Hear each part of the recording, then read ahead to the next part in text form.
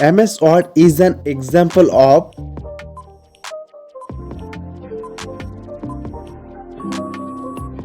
So the correct answer is application software. Control Shift and Alt are called dash key.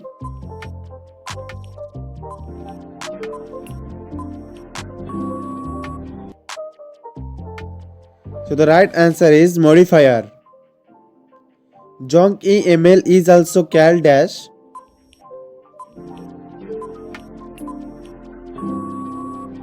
So the correct answer is spam. Microsoft Office is an example of a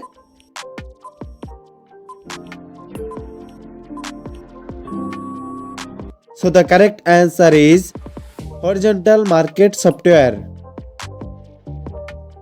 Microsoft Excel Control plus down arrow key lead to dash cell movement of spreadsheet.